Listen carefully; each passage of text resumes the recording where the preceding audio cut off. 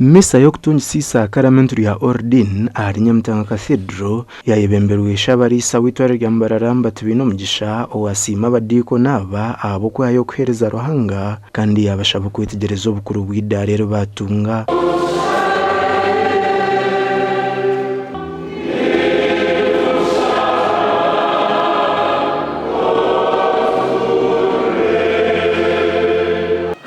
Mwabanu basasira ebiyo mpentensia muzina rya Kristo n'Eklezia.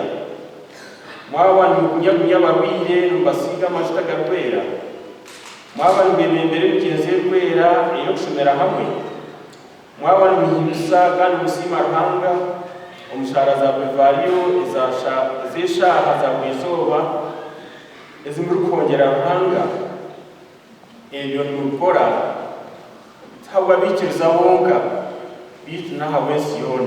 Ishabarise yabashabo kwicereza umwuga gwabo ogukwegesa mu izina rya Kristo mwegesa mukuru barokutware cyo kureberaho cye notunswa obusaserdoti obutashemeriye twena ahantu mbabazi nabutereza mwe mwaza kutunga nimwisha kubana gushyikiriza umwuga gwanyu ukwera ugukwegesa mu izina rya Kristo mwegesa mukuru. Bwanyuma yo kubagambire bwambebi abadikono bahayo kwiga kwabo mishogo murisa nuko kuterana ikiragano cyo buhuruzi yoraganisa murisa wawe aho rubona mutamukitinwa no kumuga ni muraganisa Ruhanga watangire mu mucyo abino we yabicikisa aba bajwe kwecuraro cyo saseredoti basigwa amajuta garukwera ga Christmas habaganja kandi yabakwasa n'icongwa okuza kongera mu kame kitambo yakire congwa cyo kongera Ruhanga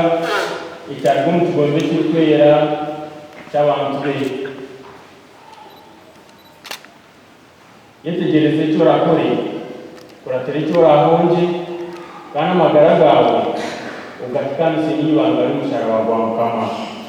Mwenu itoba Kristo kureba abatungo saseredoti shemerwa no kucira aho kuba tuba twiyoboye naje kwinji w'abasaseredoti ebyo kugeshana byinji abagesheje bake ongaburizo batwinemu okushemerwa okucira mwego kwayakira no kwawurira kuba twatunga ba missionary muri twe kumisa yagamba tohereza abana bitu baza mu mahanga kandi nabo babasha kumakuru konka baza handi nabo bahereze Mukama.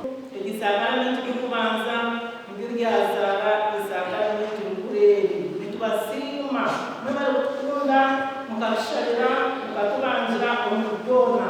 Abasaserdota baba baruma b'ekigombe cyo mu kiriro Francisco abamissionary aba Africa hamwe n'abisakramento rukwera kandi aba batumwe mu mahanga gatargamwe na gamwe agara mu Burkina Faso, Tanzania hamwe na Malawi. Ahabwa TV West and Aidan Bataringaya.